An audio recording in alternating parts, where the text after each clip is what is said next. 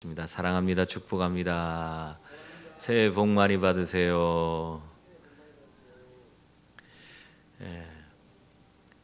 사도들은 성령 충만 받은 다음에 예루살렘 안에서 폭발적인 부흥의 역사를 경험하게 됐습니다. 이 베드로가 한번 나가서 설교할 때 몇 명이 변화되었다고 그랬어요? 신자의 수가 3,000이나 더하더라. 또 나갔더니 5,000이나 더하더라. 이 말씀을 전할 때마다 3,000명, 5,000명씩 돌아오는 그런 놀라운 부흥을 이들이 경험하게 되었습니다. 여러분, 이러한 부흥은 하나님께서 왜 이들에게 주신 것입니까? 그 주신 이유가 있어요. 그것은 사마리아와 땅끝까지 이르러 증인된 삶을 살게 하게끔 위해서, 하나님의 복음을 전파하기 위해서 이렇게 놀라운 부흥을 경험하도록 그렇게 만들어 주신 것입니다. 그런데 이 막상 이 교회가 엄청난 부흥을 이루게 되니까 이 예루살렘 교회는 어떻게 했습니까? 어떤 모습을 보였어요? 오히려 그 놀라운 부흥에 매료돼서 오히려 자신들에게 주어진 세계 선교에 대한 그 사명을 다 잃어버리게 된 겁니다. 그러니까 우리가 잘 된다는 것은 그것이 꼭 좋은 것은 아니에요. 모든 것이 우리 세상적인 기준에서 잘 되는 거잖아요. 사실 수적 부흥은 우리가 볼 때에 우리 이 세상에서 잘 된다는 기준에 부합하는 거잖아요. 그래서 사람들의 마음이 어떻게 보면은 그 부흥을 이루게 되면은 거기에서 안주하고 싶은 그런 생각을 갖게 된다는 겁니다. 근데 예루살렘 교회가 그렇게 했다는 거예요. 엄청난 부흥의 역사가 나타나니까 거기서 머물러서 더 이상 하나님의 복음을 가지고 전 세계로 하나님께서는 나아가길 원했는데, 그들은 예루살렘 안에서만 그냥 거기서 버티고 주저앉아서 뭐든지 거기서 행하려고 하는 그런 모습을 보였습니다. 그것이 바로 초대교회의 위기가 된 것입니다. 결국에 하나님은 이들을 강제로 예루살렘에서 흩어버리셨습니다. 어떻게 흩으셨어요? 그들에게 박해가 임하게 해서 더 이상 그 예루살렘에서 견딜 수 없도록 만들어서 그들을 전 세계로 흩어져 나아가도록, 하나님의 복음을 들고 전 세계로 나아가도록 그렇게 만들어 주셨습니다. 여러분, 이것이 바로 하나님의 방법이고 하나님의 부흥의 법칙입니다. 교회가 부흥되는 것은 우리끼리 즐거워하라고 그 부흥시켜 주는 게 아니에요. 교회 성장에는 다 하나님의 뜻이 있는 줄 믿습니다. 개인의 삶에도 마찬가지예요. 개인의 삶에도 놀라운 하나님의 은혜가 임하고 부흥의 역사가 나타난다고 하면 그것은 하나님께서 그 개인을 통해서 이루고자 하는 그런 놀라운 계획이 계시기 때문에 그러한 일을 그가 경험할 수 있도록 만들어 주시는 것입니다. 하나님은 우리를 너무나 사랑하시기 때문에 내 생각과는 전혀 다른 그런 일들을 나에게 주시기도 하는 것을 여러분 믿으시기 바랍니다. 이때 우리는 내 뜻과 다르다고 해서 그냥 요나처럼 다 팽개치고 도망가 버리는 그런 자들이 되어서는 안 됩니다. 오히려 내 생각과 다르고 내 뜻과 다를지라도 그 하나님께서 내게 주시는 그 사명 앞에 우리가 순종하며 나아갈 때에, 그때에 나는 내 수준이 아닌 하나님 크기의 놀라운 일들을 경험하게 되는 겁니다. 그러니까 우리가 정말 하나님을 경험하기를 원한다면 내 생각과 내 뜻을 좀 내려놓을 수 있는 그런 분들이 되어야 하는 것입니다. 그것을 내려놓지 못하면 하나님의 기적이, 하나님의 위대하심과 능력이 내 삶에 나타나기가 어렵다. 그것을 여러분이 기억하시기 바랍니다. 하나님께서는 전혀 내가 생각지 않은 방법으로 나를 사용하시는 줄 믿습니다. 그리고 내게 여러 가지 내가 이해되지 않는 방법으로 내 앞길을 열어주시는 거예요. 예전에 한 목사님이 강원도 어촌에서 목회를 하시다가 그만 길을 잃었어요. 강원도 길에서 길을 잃어갖고는 엉뚱한 곳으로 가게 됐는데, 그 길을 막 찾다가 보니까 아주 좋은 땅이 하나 보이는 거예요. 거기다 팻말이 딱 꼽아져 있는데 이 땅을 매매합니다. 그렇게 하면서 있는데 보니까 그 자리가 너무너무 교회하기가 좋은 자리예요. 그래서 교회하기 참 좋다 그러면서 생각하고 돌아왔는데 그 땅이 자꾸 생각나는 거예요. 어촌에서 자기가 지금 목회하는데 무슨 돈이 있나 아무것도 없는데 그 땅, 좋은 땅을 그걸 매매해서 거기다 교회를 하고 싶은 그런 막 마음이 계속 생겨나는 거예요. 그러면서 또 기도하니까 하나님께서 자기를 길을 잃게 하고 그곳으로 인도하셨다는 그런 확신이 주어지는 겁니다. 자꾸. 그래갖고는 이분이 결단을 하고 결국에 그 삼척이라는 곳에서 그 땅을 매매해서 거기서 교회를 했는데, 정말 하나님께서 놀라운 은혜를 부어주시고 그 교회가 놀랍게 성장하고 아름다운 교회로 이렇게 부흥의 역사를 이루어가는 그런 교회가 되었습니다.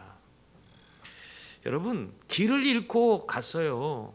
길을 잃는 것은 사실상 우리가 생각한 것과는 다른, 내 생각과 내 뜻과는 다른, 그런 전혀 다른 곳으로 내가 나아간 거 아닙니까? 근데 하나님은 그러한 곳으로 나를 인도했어요. 그런데 그곳에 가서 하나님이 원하는 것이 무엇인지를 깨닫게 되고 거기에 순종했을 때에 하나님은 놀라운 역사를 이루어 가신 것입니다. 여러분, 그러므로 우리가 살아갈 때에 내 생각과 내 뜻대로 안 된다고 해서 너무 실망하지 마세요.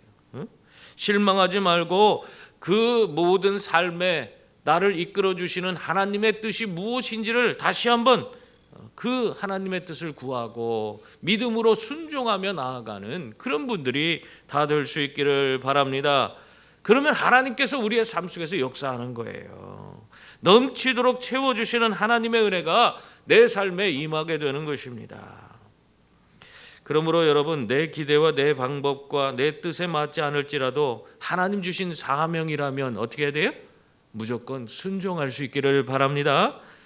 사람들은 자꾸 자기의 생각대로 하길 원해요. 우리는 자꾸 내 생각대로, 내가 원하는 대로 안 되면 그것은 다 나에게 그것이 온전하지 않은 것이라고 여겨요. 그것은 내게 복이 아니라고 여깁니다.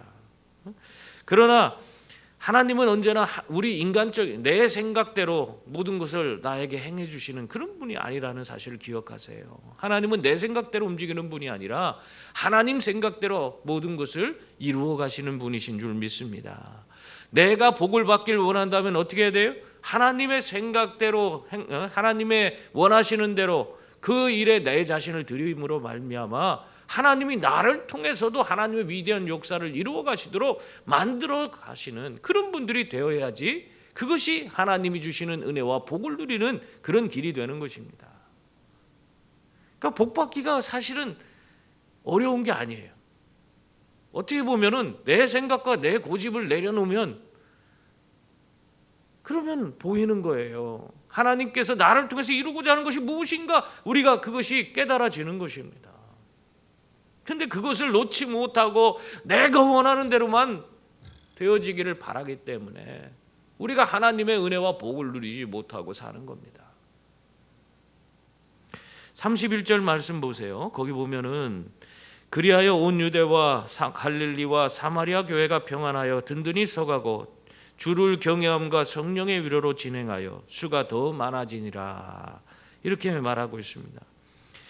어려운 가운데서도 우리가 하나님을 바라보며 모든 일을 감당하고 흩어져 복음을 전하는 그런 교회가 되면 하나님께서는 그런 교회 위에 놀라운 부흥의 역사를 이루어 가시는 그런 역사가 나타난다는 것을 우리에게 말씀하고 있는 것입니다. 그래서 우리는 이 31절에서 부흥하는 교회가 어떤 특징을 갖고 있는지 그걸 우리가 깨달아서 우리가 정말 우리 교회 안에 이러한 부흥의 역사가 나타나도록 그렇게 만들어가는 성도들이 될 수 있기를 바랍니다. 오늘 보면은 이 31절 말씀에서 부흥하는 교회가 어떤 교회냐? 오늘 보니까 평안한 교회가 부흥한다, 그렇게 말하고 있습니다. 교회가 평안해야 부흥하는 것입니다. 누가 참된 평안을 줄 수 있습니까? 여러분, 예수 그리스도 외에는 우리의 삶에 참된 평안을 줄 수 있는 분이 없습니다. 요한복음 14장 27절 말씀에 보면 평안을 너희에게 끼치노니 곧 나의 평안을 너희에게 주노라. 내가 너희에게 주는 것은 세상이 주는 것 같지 아니하니라. 너희는 마음에 근심도 말고 두려워하지도 말라, 그렇게 말씀하고 있습니다. 또 20장 21절 말씀에서는 부활하신 주님께서 이 두려움 가운데 있는 제자들에게 오셔서 이렇게 말씀하고 있어요. 너희에게 평강이 있을지어다. 여러분, 이 제자들이 이러한 예수 그리스도로 말미암아 주어지는 이 참된 평강의 복을 받았기 때문에 이들은 환난 중에서도 그 모든 환난을 이겨내고 그 안에서도 기뻐하고 감사하고 하나님께 영광 돌리는 그런 제자들이 될 수 있었어요. 그들이 온갖 핍박을 당하고 감옥에 갇히는 그런 중에서도 하나님 앞에서 감사하고 찬송할 수 있는 그런 인물들이 된 거예요. 그랬을 때 하나님의 기적이 감옥에도 역사하는 거예요. 감옥 속에서도 옥문이 열리고 터가 흔들리고 성령께서 그들을 끄집어내서 자유하게 그렇게 만들어 주셨잖아요. 여러분, 이런 예수 그리스도로 말미암는 평강이 우리들의 삶 속에서 이루어지기를 바랍니다. 교회에도 평강이 임해야 돼요. 평강을 잃어버린 교회는 더 이상 교회로서의 제 역할을 감당할 수 없습니다. 평강이 없는 교회, 그런 교회들을 우리가 보잖아요. 그 교회를 통해서 하나님께서 어떠한 일을 역사하실 수 있겠습니까? 아무것도 할 수가 없는 거예요. 여러분, 교회가 시끄럽고 자꾸 싸움박질만 하고 뭐 그런 교회들은 대부분 그곳에 하나님이 함께하지 않습니다. 하나님이 함께하지 않기 때문에 하나 되지 못하고 그런 엉뚱한 일을 행하고 있는 거예요. 여러분, 주님이 계시지 않는 교회는 모든 것을 세상적으로 생각하고 인간 중심적으로 판단하고 행동하기 때문에 이런 교회는 사람이 많아도 그것이 제대로 된 교회가 아니에요. 그리스도의 몸된 교회로서의 제 역할을 감당하는 그런 교회가 될 수 없습니다. 그러니까 사람의 많고 적음이 문제가 아닌 거예요. 아무리 작더라도 온전히 주님 안에서 평안하고 온전히 하나 될 수 있는 교회, 그리스도의 몸된 교회로서의 온전한 역할을 감당하고 하나님께 영광 돌릴 수 있는 그런 교회가 되는 것입니다. 여러분, 배가 어떻게 물 위에 떠 있을 수 있습니까? 배에 물이 들어오지 않으면 배가 떠 있을 수 있는 거잖아요. 마찬가지로 교회가 교회되기 위해서는 세상의 타락한 풍조가 교회로 들어오면 안 돼요.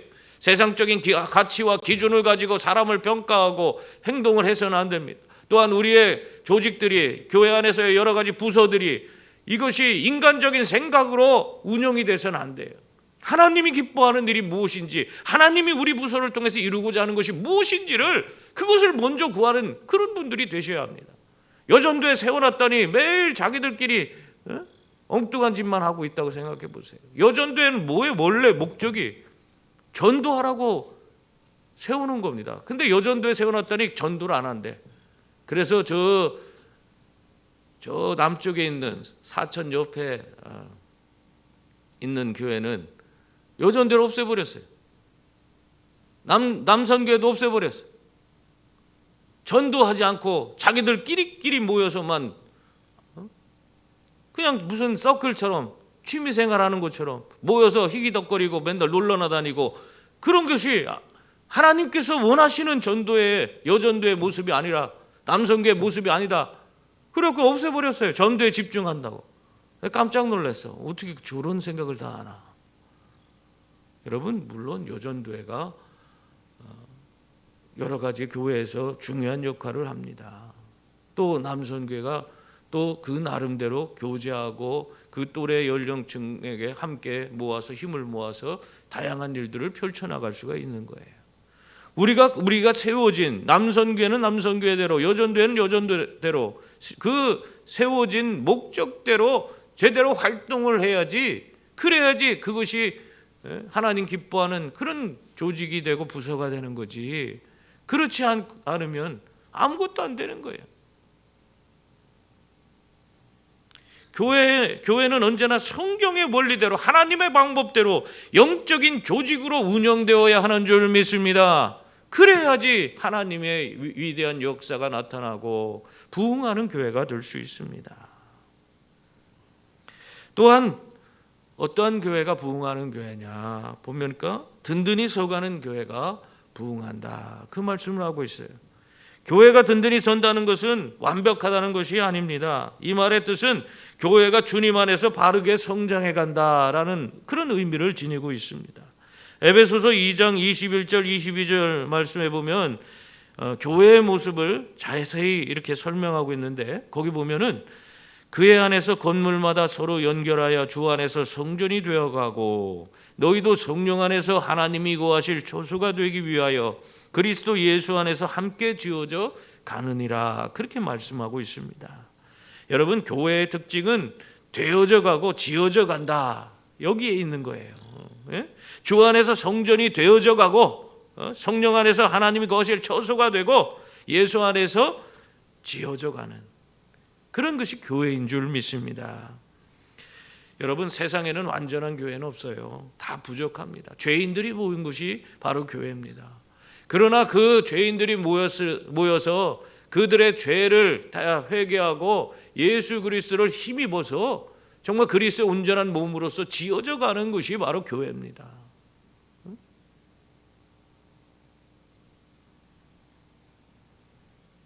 그렇기 때문에 우리가 자신의 생각과 뜻을 내려놓고 서로가 서로를 연약한 그런 지체로서 서로 품어주고 용납하고 서로 세워주면서 그리스도의 온전한 몸을 이루어가는 그런 성도들이 다 될 수 있기를 바랍니다. 그리고 또한 주를 경외하는 교회가 부흥합니다. 진정한 교회에는 주님 예수 그리스도에 대한 경외함이 있는 것입니다. 여러분, 신앙이란 무엇입니까? 신앙은 결국 하나님께 대한 경외함이라고 할 수 있는 것입니다. 하나님을 두려워하고 그 하나님을 하나님 되심으로 인정하고 그분 앞에 내가 항상 내 모든 것을 맡기고 그분 앞에 무릎을 꿇고 그분의 뜻을 쫓아서 사는 그런 삶을 사는 것을 말하고 있는 것입니다. 여러분, 내가 그분을 정말 사랑한다면 어떻게 하겠어요? 그분 앞에 우리가 이러한 경외함을 올려드릴 수밖에 없어요. 그분을 존경하고 그분 앞에 내 생명을 구원해 주신 그분 앞에 내가 무릎을 꿇고 그분의 뜻을 아주 기쁨으로 받아들이고 그 뜻대로 행하는 그런 사람이 될 수밖에 없습니다. 그런데 내가 그분을 사랑한다고 입으로는 얘기하면서 어떻게 해요? 하나님의 뜻과는 전혀 다른, 하나님 사랑한다고 얘기하면서 하나님이 원치 않는 그런 일들만 하고 있다면 그것이 진정으로 사랑하는 것입니까? 우리가 그걸 잘 생각해야 돼요. 우리가 하나님 앞에 믿음으로 하나님을 섬기고 하나님을 사랑하고 산다고 그렇게 고백을 하면서도 실상은 자기가 원하는 대로, 자기 생각대로, 자기 고집대로 하나님 원하시는 것과는 거리가 먼 자기가 원하는 그런 일을 행하면서 자기는 하나님을 사랑한대. 그것은 말이 안 되는 거죠. 여러분, 이러한 태도를 가지고 교회 안에서 여러 가지 다양한 일을 맡아서 자기가 일을 감당해 보세요. 그럼 어떤 일이 벌어집니까? 철저하게 이기적인 그런 모습으로 내 생각대로 모든 것을 해야 되는데 그것이 되지 않기 때문에 그 안에서 다툼이 일어나고 서로 시기하고 불평 불만하는 그런 모습이 드러나게 되어 있습니다. 하나님을 사랑하고 그분을 경외한다면 그분 앞에서 그렇게 행동할 수가 없는 거죠. 근데 자기가 우선이기 때문에 그런 행동을 보이고 있는 것입니다. 여러분, 하나님을 먼저 그분을 사랑하고 그분을 경외하지 않는 그런 태도는 한마디로 말하면 불신앙이라고 할 수 있습니다. 그러니까 여러분의 삶에서 하나님이 최우선이 되지 않으면서 행하는 모든 것들은 불신앙적인 태도입니다. 근데 우리는 그것에 대해서 말하기를 주저해요. 상처받을까 봐. 근데 실상 그건 불신앙이에요. 자기가 아무리 신앙 좋다 얘기해봤자 쓸모없어요. 하나님이 기뻐하지 않는 일을 하면서 자기가 신앙이 좋다 하면 그건 누가 인정해 줘야 되는 겁니까? 그 신앙은? 하나님이 원하지 않는 일을 하면서 자기가 신앙이 좋다고 아무리 얘기해봤자 그것은 하나님 앞에 인정받을 수 없고 사람 앞에서도 인정받을 수가 없는 것입니다. 사고로 장애인이 된 한 청년이 있었어요. 이 청년은 이 침대에 누워서 그냥 아무것도 할 수 없어서 낙심하고 좌절하고 있었습니다. 그러면서도 자기가 정말 하나님이 내가 기뻐하는 삶을 살고 있는가? 항상 그런 고민이 있었어요. 근데 자기는 늘 모든 것이 만족스럽지 않았어요.